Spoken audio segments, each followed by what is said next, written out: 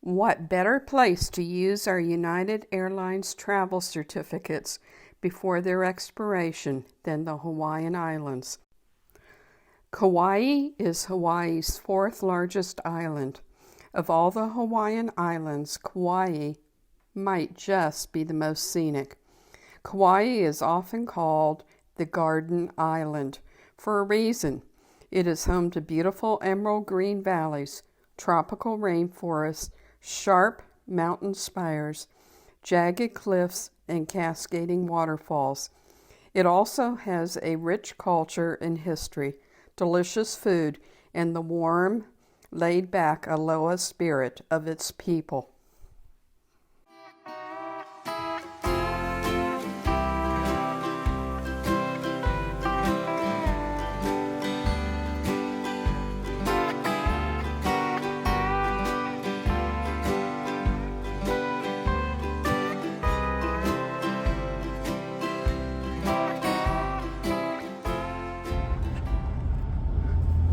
That was a short night, waking up at 2 o'clock with the alarm. Our adventure began with us having to be at the airport in Las Vegas for an early morning flight to Lilauea, Hawaii, by way of San Francisco. Long story short, we had to get up at 2 a.m. in order to drive to Vegas, park, and get through TSA security for our 6 a.m. departure. Boarding the plane from San Francisco to Lilauea, Hawaii. So you ready to go, dear? No. Hey, this has got to be better going to Lilauea than it was to come to Frisco. Once in San Francisco, we had a long flight to Lilauea.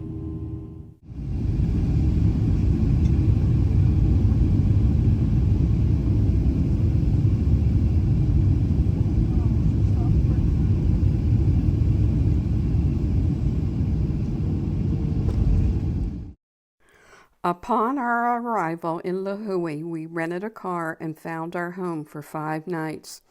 The Outrigger Kauai Beach Hotel with a partial ocean view room was our home. It was relaxing and enjoyable with all the tropical plants growing on the grounds, hearing the waterfalls cascading into the pools, and both seeing and hearing the ocean waves breaking on shore from our room.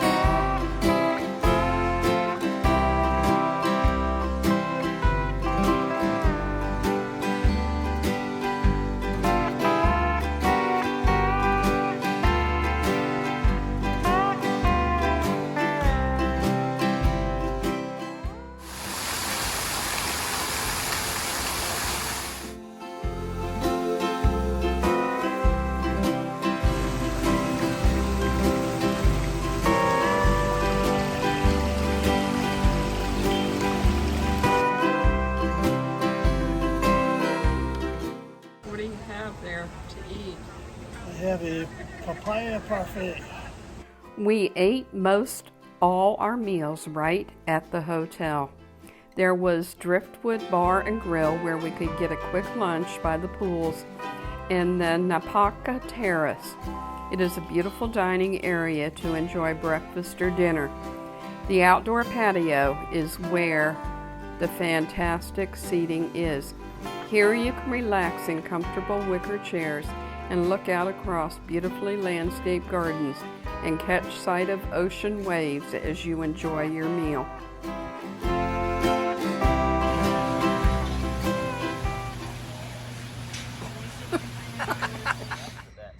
Our first adventure was to rent a double kayak from Wailua Kayak Rentals.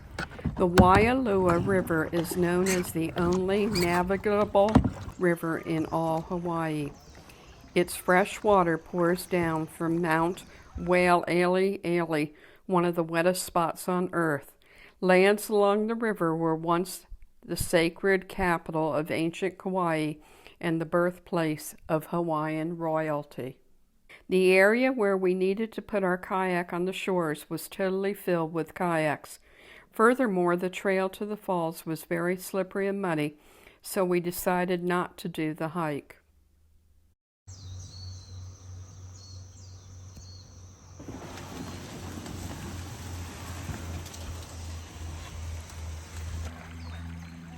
You got a major parking lot up there.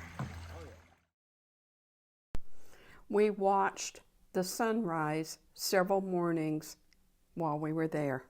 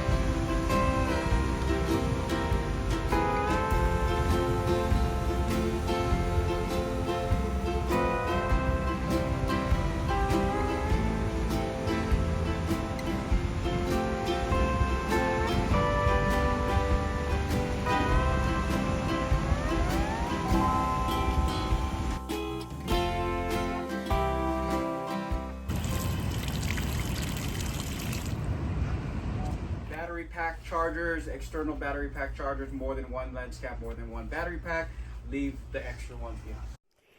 An adventure that I had hoped for us to do was take a doors-off helicopter tour to see the famous Napoli coast and cliffs. One of the first things we saw was Bali High, which is also known as Makana Mountain and marks the beginning of the Napoli coast on the north shore.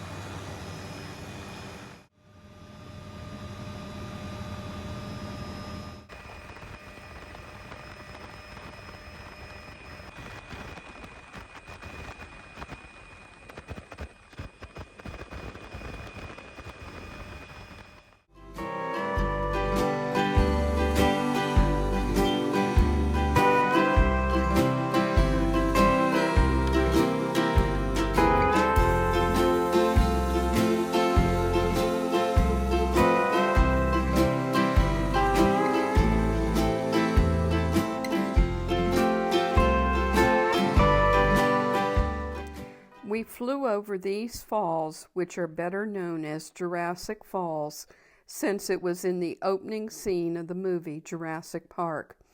The falls drop 380 feet into a deep, lush valley.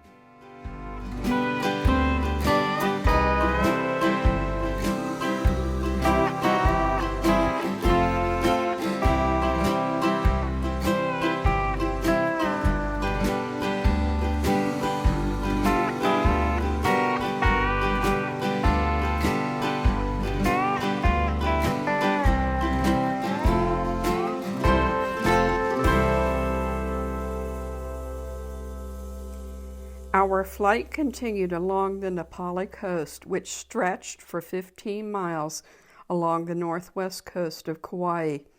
This rugged coast has pali or high cliffs that rise as much as 4,000 feet above the Pacific Ocean. It was one of the most breathtakingly beautiful stretches of coastline we have seen.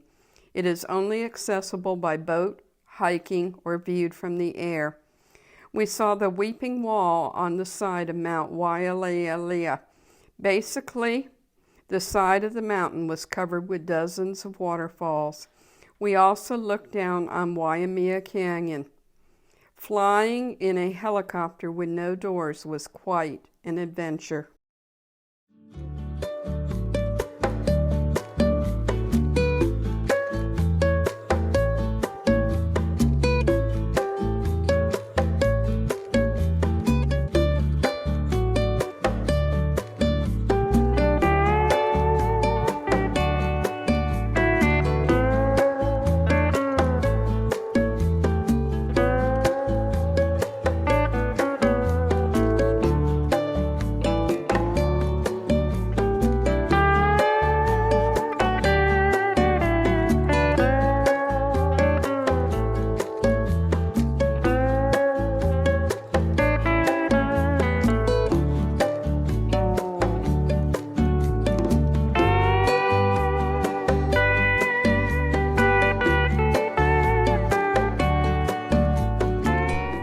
Later the same evening, we went to a luau at Smith's.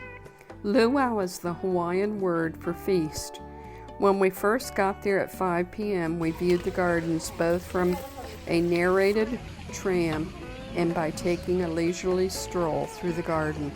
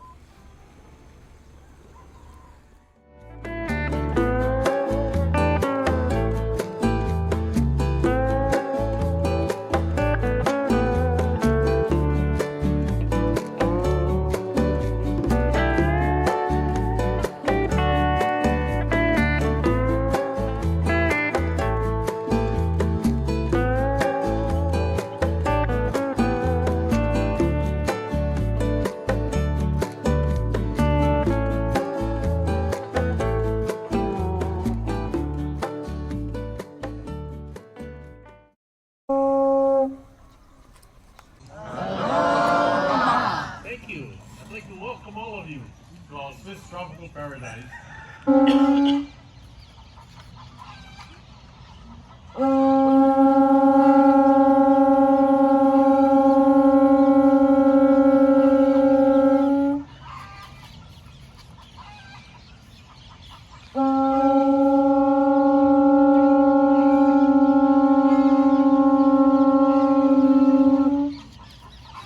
Give a hand, nice job.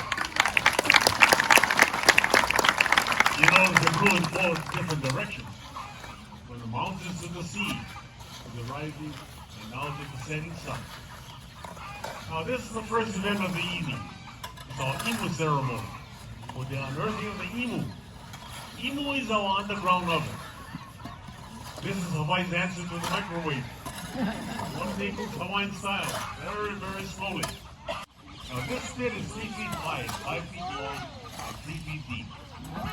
Once the pits are usually dug, look for firewood. We don't here, it's the banana leaves. That's to help direct its steam down into the pork. It will help melt most of them fat.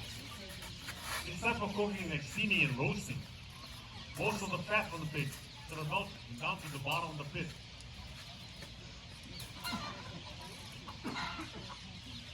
On top of it, we have a different type of leaf called la'i, or the tea leaves, which gives a good flavor to the pork. Think what the guys remember on the net. Actually, it's many different using additional and all. Wrapping the food. In the pot, they just took out. This is the Hawaiian rice pudding. That's the one you guys gotta try tonight. It is really good.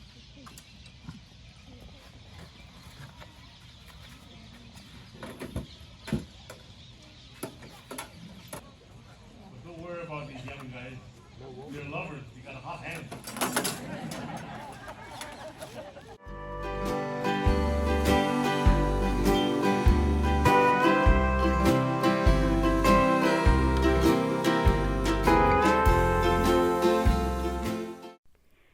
Dinner followed the ceremony. Many traditional Hawaiian foods were served, including poi, Hawaiian purple sweet potatoes, namasu, which is a Japanese cucumber salad with chopped clams, traditional meat entrees, and desserts such as coconut cake or coconut milk pudding or emu baked rice pudding.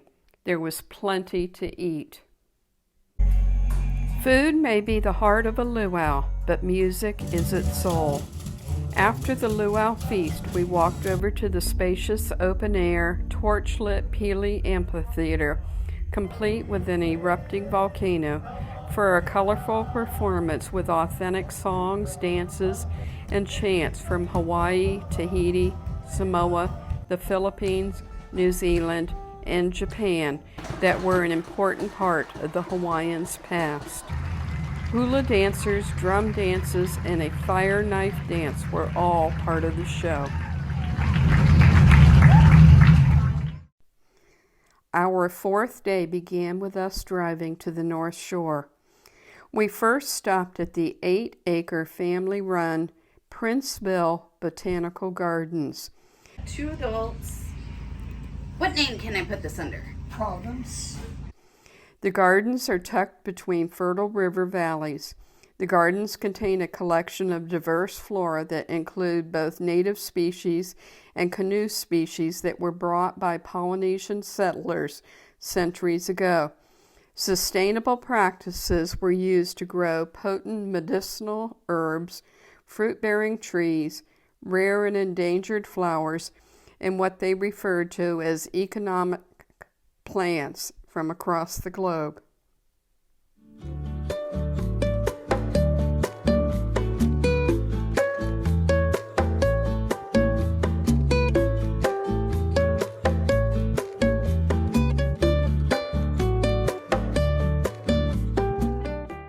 Most important part, if you did not read that waiver that you signed, you are walking through the garden today on uneven terrain. There's a lot of thick, chunky gravel like you can see in the parking lot. Be sure to plant your feet. Don't just step on the back of your heel, especially going downhill.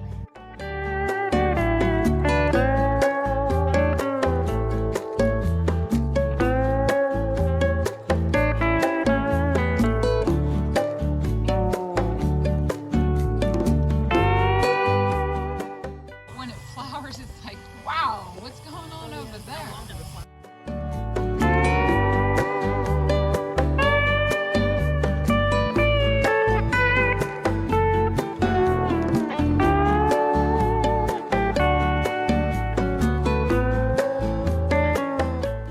Put all that stuff in the center. Eat the seeds down there, really crunchy and delicious. Throw out the peel of it. Ooh.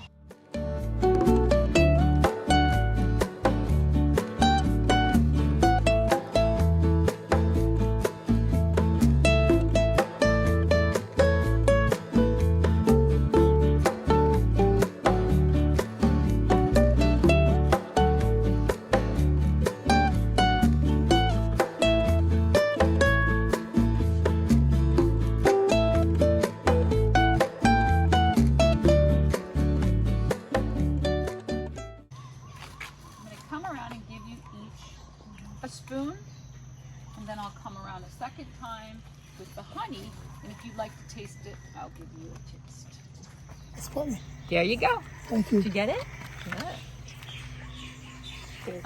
You're welcome.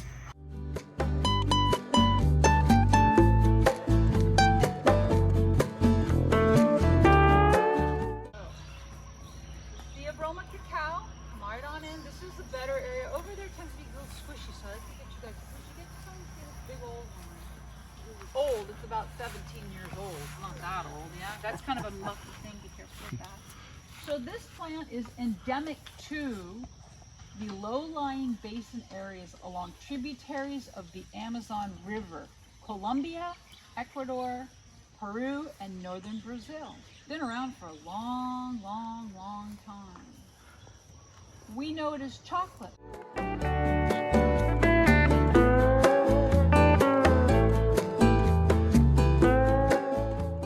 They would roast the seeds, the beans, they would clean them through winnowing, and then they end up with cacao nibs, which is 100% chocolate. Over 50% of this is oil or cacao butter. Keep in mind, this is 100%. So, what we're gonna do is I'm gonna come around and give you each a scoop of these, smell them, taste them on their own, and then I'm gonna come around a second time with a chunk of apple bananas to dip in them, and I'm gonna show you a way to eat chocolate with no sugar that I think and hope you might like. If, of course, you're not allergic to bananas.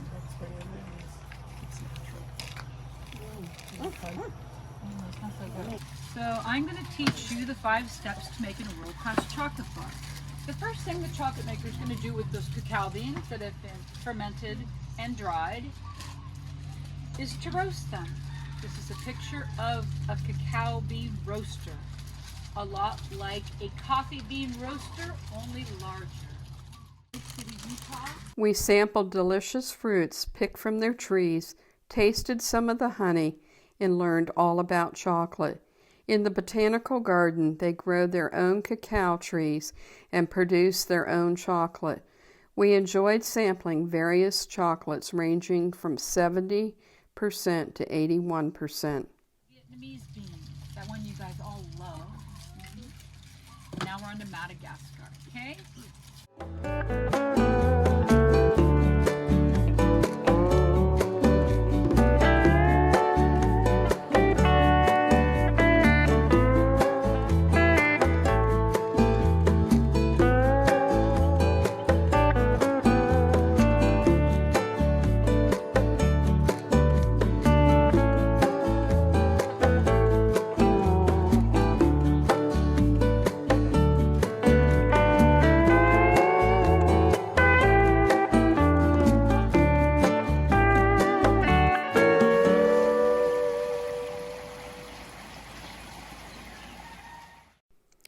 The 3-hour tour that we went on, we were lucky enough to take the last 2 spots.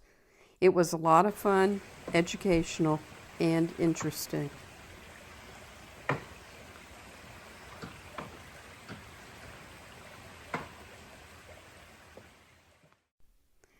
From the Botanical Garden, we headed to the Hanalei Valley Lookout. This scenic lookout is perhaps the most photographed viewpoint on the North Shore. A short drive away was Hanalei Bay with big waves and beautiful turquoise waters.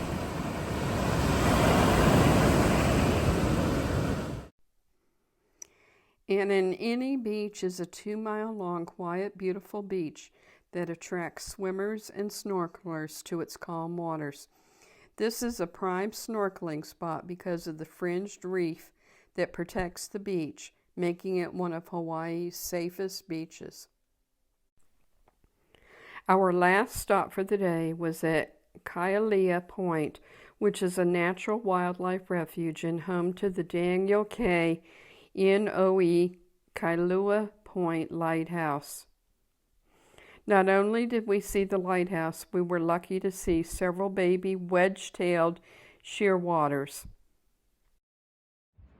Okay, the wedge-tailed shearwaters came from the waters around Central America, Panama area, where they fish all year. And they flew 5,200 miles to nest here and lay their single egg. The eggs now, in this time of year, are about 8 to 9, 10 weeks old, and they've just started to get flight or feathers. About 6 weeks from now, they'll get flight feathers. The parents will recognize that and just abandon them.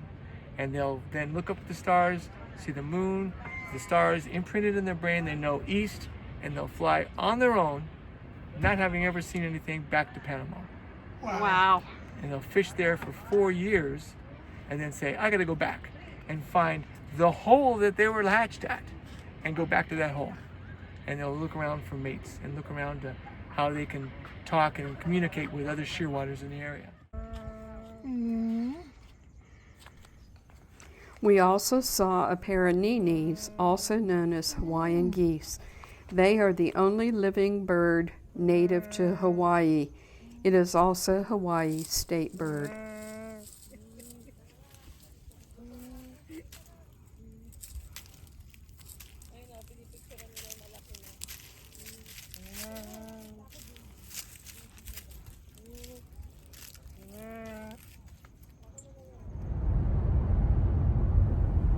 Our final day of adventures took us to the South Shore. We first drove through a canopy of over 500 eucalyptus trees to get to the beach. We also passed by the old sugar mill of Koloa. It was part of the first commercially successful sugar cane plantation in Hawaii, founded in 1835 by Ladd and Company. This was the beginning of what would become Hawaii's largest industry. Our first beach stop was Shipwreck Beach. It really was a strikingly beautiful wild beach. The natural 40-foot cliff is a spot that adventurers like to jump from into the water.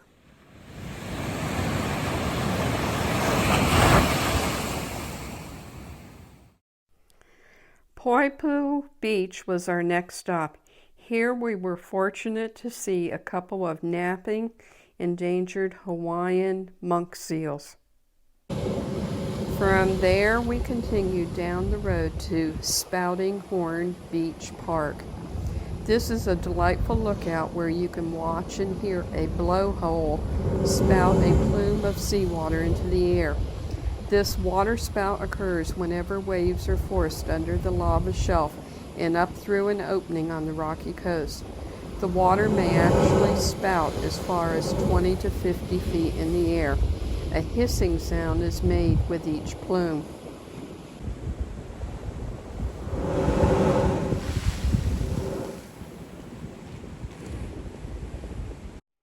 We then drove through the historic Old Koloa town. Old Koloa town has retained much of its charm, with shops now occupying the old plantation buildings.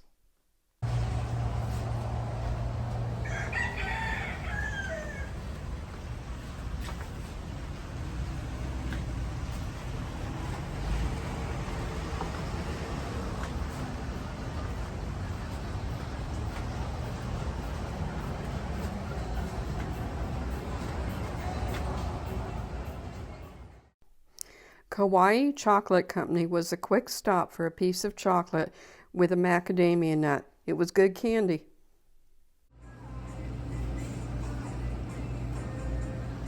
So we got the dark chocolate.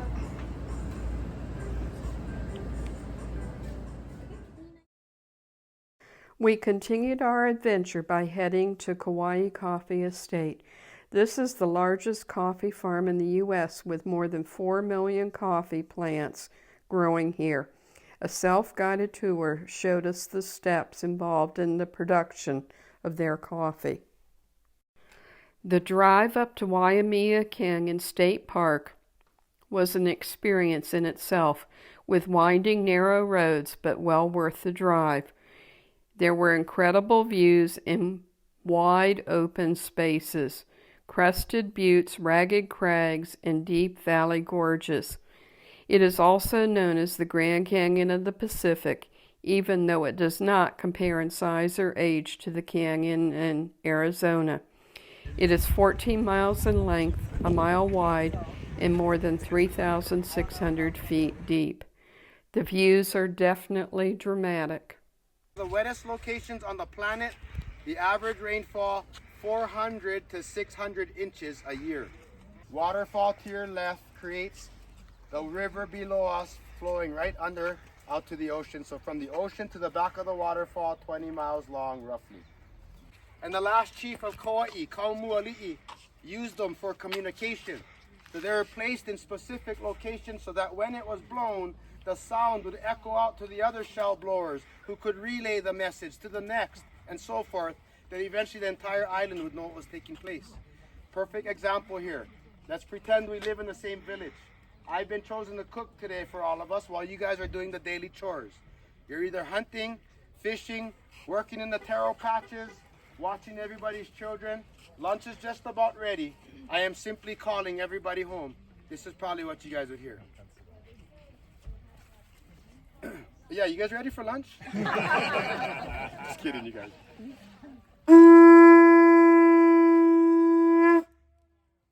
Everybody would come running back to the village to get their share of lunch. After done eating, you go right back to taking care of your chores. That's every single day. Except on this day, our chief gets word our enemies are approaching.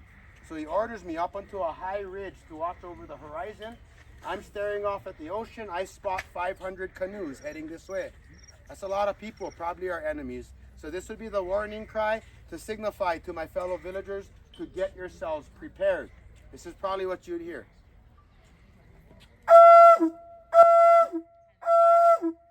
Which would have simply told all of you to grab your mea kaua, weapons. Get your butt in gear. Meet me at the ocean now. We have major business to take care of. You guys, if I would have forgot my cell phone on the charger at home at that day, I could have cost us our lives, you guys, okay? That's how important these shells used to be, right? Our last stop was the Kapia Swinging Bridge.